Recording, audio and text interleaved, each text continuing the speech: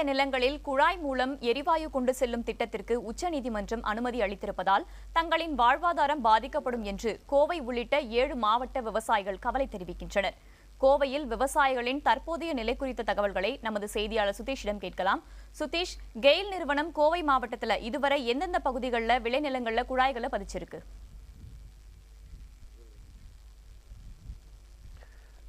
வேதவள்ளி, இப்போ இந்த கெயில் நிறுவனம் தமிழகத்தில் இந்த குழாய்கள் பதிக்கும் திட்டமானது கோவையில் தான் தொடங்குது. இங்கு தற்போது நாம் அதிகமான விவசாய நிலங்கள் இழக்கக்கூடிய ஒரு சூழல் இருக்கிறது. மொத்தமாக கோவையை எடுத்துக்கொண்டால் மொத்தம் 71 கிலோமீட்டர் தொலைவிற்கு இங்கு இந்த விவசாய நிலங்களில் அவங்க குழாய் பதிக்கும் ஒரு முடிவை எடுத்து அந்த பகுதிகளில் குழாய் பதிப்பிற்கான பணிகளை மேற்கொண்டிருக்காங்க. இது குறித்து தற்போது நம்மிடையே விவசாயி ஒருவர் இருக்கிறார், அவரிடம் கேட்கலாம். சொல்லுங்க, இப்போ இந்த குழாய் பதிக்கும் திட்டத்தில் எது மாதிரியான பாதிப்புகள் நீங்கள் சந்திக்கிறீங்க? சார், பாதிப்புகளை பற்றி நாங்கள் ஏற்கனவே நிறைய முறை உங்களுக்கு சொல்லிட்டோம். 66 அடி எடுக்கிறதா சொல்லியிருக்காங்க.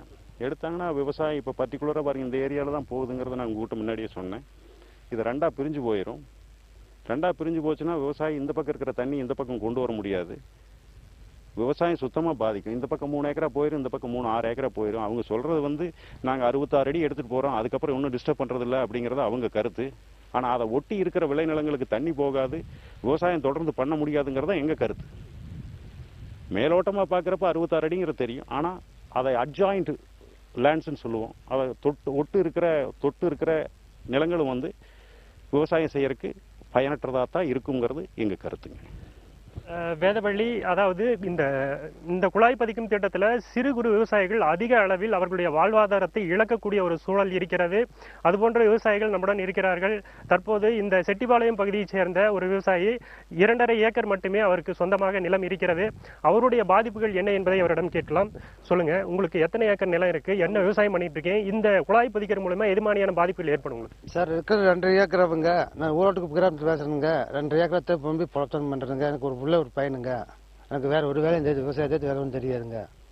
நம்மளுக்கு ஏற்கனவே உடம்புக்கு பிரஷர், இது நம்பித்தான் இருக்காங்க. வேதவள்ளி, தற்போது இது போன்ற இந்த கிராம பகுதிகளில் விவசாயம் மட்டுமே அவர்களுடைய வாழ்வாதாரமாக பாரம்பரியமாக காலம் காலமாக அவர்கள் செய்து வருகிறார்கள். இந்த விவசாயம், அதாவது ஒரு 2.5 ஏக்கர் பூமியில் அவர்கள் அந்த பயிர்களை இடுவதற்காக வங்கிகளிலும் அவர்கள் கடன்களை பெற்று அந்த பயிர் சாகுபடியை அவர்கள் செய்து வருகிறார்கள்.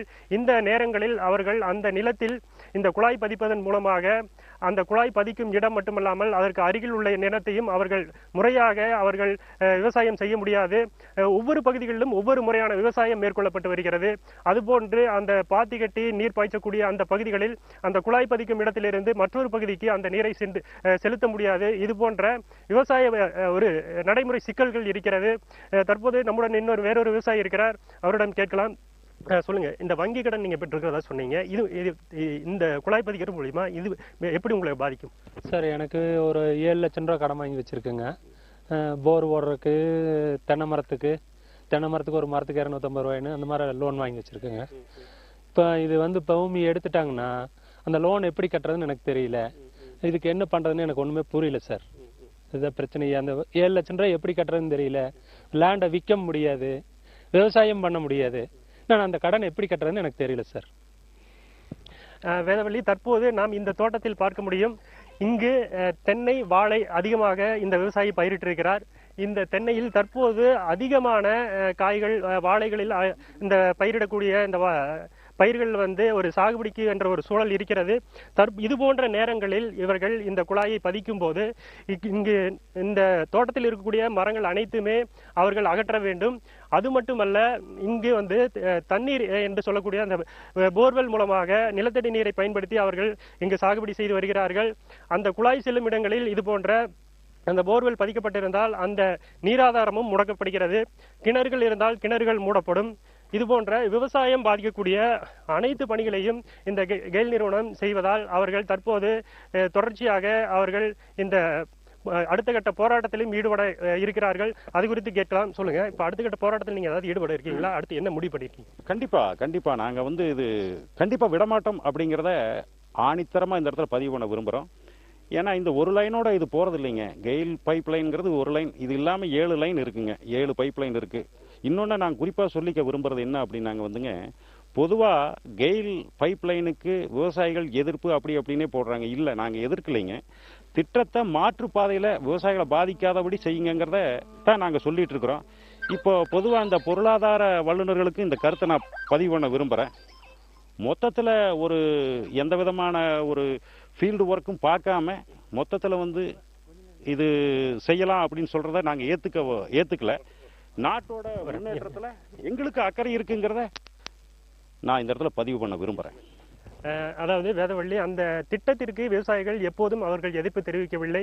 அந்த திட்டத்தை நேரடியாக நெடுஞ்சாலைகளிலேயே அவர்கள் அந்த குழாயை பதித்து அந்த திட்டத்தை நிறைவேற்றினால் அவர்களுக்கு அந்த வாழ்வாதாரம் பாதிக்கப்படாமல் இருக்கும் என்று விவசாயிகள் தொடர்ச்சியாக கோரிக்கை வைத்திருக்கிறார்கள். கடந்த 3 வருடத்திற்கு முன்பாக இந்த திட்டத்திற்கு எதிர்ப்பு தெரிவித்து கோவை மற்றும் பல்வேறு பகுதிகளில் விவசாயிகள் அவர்கள் பல்வேறு உச்சகட்ட போராட்டங்களை அவர்கள் செய்தார்கள்.